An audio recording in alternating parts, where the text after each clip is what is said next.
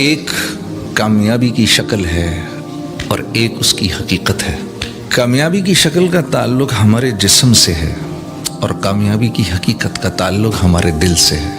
The reality of success and the picture of success, these are two separate things. They've got absolutely nothing to do with each other. 1.25 lakh انبیاء نے آ کر ہم کو یہ بتایا کہ اصل کامیابی وہ ہے جو اندر کی کامیابی ہے۔ 1.25 لاکھ انبیاء نے ہمیں بتایا actual success is not what we see, but actual success is what's inside. مال ہے جیسے قارون کے پاس تھا، کیا کامیاب ہو گیا؟ شہرت ہے، نام ہے جیسے شداد اور نمرود کے پاس تھا، کیا کامیاب ہو گیا؟ وہ تو اپنی کسی قبیلے کا سردار ہے جیسے فرعون تھا، کیا کامیاب ہو گیا؟ نہیں میرے دوستو، نہیں۔ یہ تھوڑی سی زندگی ہے، 60 اور 70 سال کی زندگی، جس میں اس بات کو ماننا ہے کہ کامیابی وہ ہے جس کو اللہ اور اس کے رسول کامیابی کہہ رہے ہیں۔ ہاں، نہیں تو اوہو ایسی حسرت ہوگی، ایسی حسرت ہوگی، ایسی حسرت ہوگی۔ میں تو یہاں جب باہر نکلتا ہوں نا، قسم سے ان کے گوروں کی چٹی چمڑیاں دیکھ کر میرا دل خون کے آنسو ہوتا ہے۔ یا اللہ، اگر کیا یہ آگ میں جلیں گے اگر انہوں نے کلمہ نہ پڑھا تو؟ یا اللہ، یا اللہ، اللہ میرا بڑا قصور ہے، یا اللہ مجھے معاف کر دے، میں ان کو وہ زندگی ہی نہیں کھا سکا جس زندگی کی طرف دیکھ کر یہ کھچے چلے آتے، کاش میں ان کو دکھا سکتا۔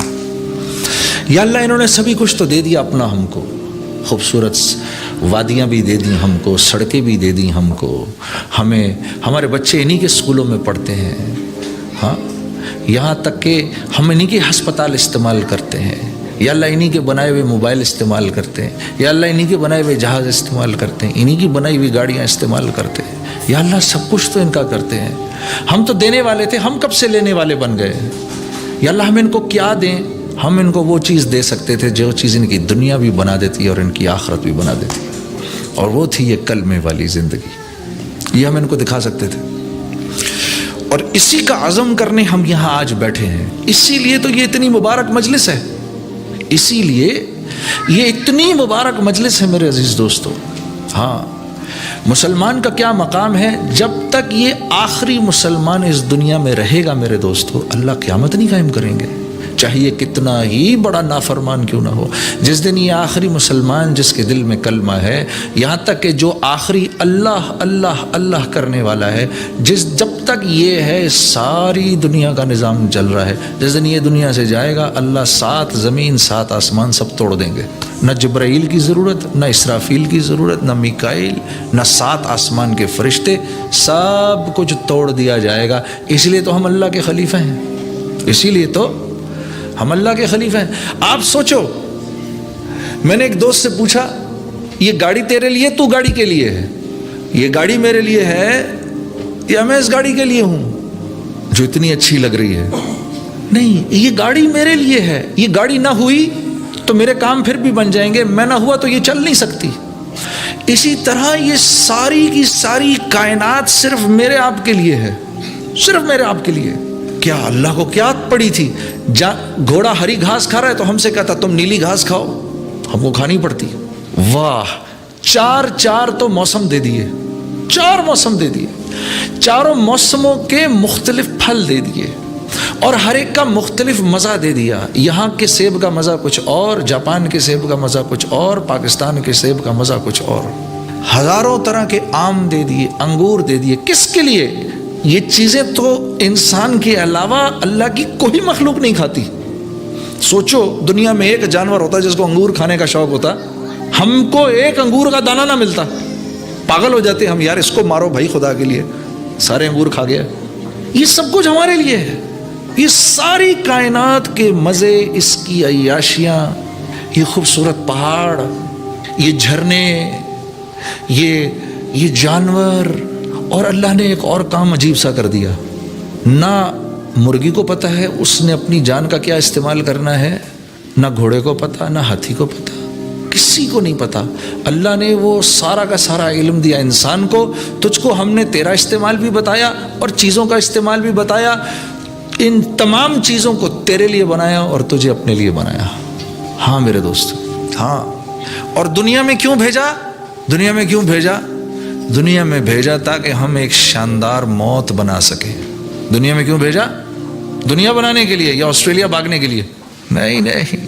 تو لاہور میں رہتا ہے, وہاں بھی تیرا وہی کام ہے. تو سڈنی میں رہتا ہے, یہاں بھی تیرا وہی کام ہے. تو نیو یارک میں رہتا ہے, وہاں بھی تیرا وہی کام ہے. ہاں, اللہ کے حکم بدلے نہیں وہاں سے ادھر ادھر آگے پیچھے ہو جانے سے. نہیں نہیں نہیں, ہلکی پھلکی گنجائشیں ضرور نکلی, لیکن حکم وہیں کے وہیں ہے کہ تجھے دنیا میں اس لیے بھیجا گیا کہ مرنے سے پہلے تجھے اس بات کا احساس ہو جائے کہ تجھے دنیا میں کیوں بھیجا گیا ہے. ہاں میرے دوستو, جس طرح بچہ ماں کے رحم میں رہنے کے لیے نہیں, انسان دنیا میں رہنے کے لیے نہیں. ہم تو جنت کی مخلوق ہیں. میں آپ کو نعت بھی سناؤں گا. ذرا تھوڑی بات اس لیے کر رہا ہوں تاکہ میرا اپنا پہلے کچھ ذہن بن جائے. انشاءاللہ نعتیں ضرور سناؤں گا, فکر نہیں کریں. وہ سنے بغیر تو آپ لوگ چھوڑیں گے بھی نہیں جی. ہاں, ہم تو جنت کی مخلوق ہیں, ہم دنیا کی مخلوق تھوڑی ہیں. ایک گھر سے ہمارا دل تھوڑی بھرتا ہے, ایک سونے کی وادی سے ہمارا دل تھوڑی بھرتا ہے. اللہ کے نبی کا ارشاد بتاؤں آپ کو, آپ نے فرمایا, کم و بیش الفاظ ہیں, انسان کے پاس 2 سونے کی وادیاں ہوں, اس کا دل کرتا ہے کہ مجھے پھر بھی دل کرتا ہے تیسری مل جائے. اس کے پیٹ کو تو صرف قبر کی مٹی بھر سکتی ہے. اللہ کے نبی کا ارشاد ہے. ساری دنیا کے انسان مل کے, ساری دنیا کے انسان مل کر ایک انسان کی ایک خواہش کو بھی پورا نہیں کر سکتے. ساری دنیا کے انسان مل کر. کیوں؟ کیونکہ یہاں ہمارا دل نہیں لگتا. ہم تو جنت کی مخلوق ہیں. ہمیں تو ہزاروں کے قریب گھر چاہیے, ہمیں محل چاہیے. ہم میں سے کوئی بیمار نہیں ہونا چاہتا, ہم میں سے کسی کو بڑھاپا نہیں چاہیے, ہم میں سے کسی کو کمزوری نہیں چاہیے, ہم میں سے کوئی ہم میں سے دنیا کے اندر اللہ نے پابند کیا اپنے ساتھ ایک بیوی رکھ, گنجائش دی 3 اور کی. ہاں, لیکن اس کے باوجود بھی خواہش ہے ایک سے زیادہ بیوی ہو. یہ ایک فطری بات ہے. کہا یہ ساری خواہشات تیری جنت میں پوری ہوں گی. یہ انسان تو ہے ہی نہیں یہاں کی مخلوق. اب جس کو جنت کا نہیں پتا, اس سے زیادہ پریشان آدمی کوئی ہو سکتا ہے؟ اسی لیے تو ہم انبیاء کا شکر کرتے ہیں, وہ آتے ہیں آ کے ہمیں بتاتے ہیں جس جہان کو تم ڈھونڈ رہے ہو آؤ ہمارے پاس آؤ, ہم تمہیں بتاتے ہیں وہ جہان کہاں ہے. تبھی تو مسلمان مطمئن رہتا ہے. ہاں, تبھی تو تھوڑے کے اوپر مطمئن ہو جاتا ہے. یہ لوگ جو ڈزنی لینڈ بناتے ہیں, کیوں بناتے ہیں؟ وہی جنت ہی تو ریکریٹ کرنے کی کوشش کرتے ہیں جو ان کے دماغوں میں پھنسی ہوئی ہے. یہ بھی میری آپ ہی کی طرح ہیں, جنت سے نکالے گئے. تو اللہ ظالم تو نہیں ہے. یہ ساری خواہشات بھری ہوئی ہمارے اندر, نعوذ باللہ, اور اللہ پاک کوئی ناانصاف تو نہیں ہے. ان تمام خواہشات کا دل کے اندر ہونا اس بات کا ثبوت ہے کہ اس جہان کے بعد ایک جہان ایسا کہیں آنے والا ہے جہاں یہ ساری خواہشات پوری ہوں گی. اور جو مجھے اس جہان کا بتا دے وہ میرا سب سے بڑا محسن ہے. ہاں میرے دوستو, ابھی مولوی صاحب نے کیا پڑھا, ان الذین قالوا ربنا اللہ ثم استقاموا. ساری بات کا لب لباب مولانا نے بیان کر دیا.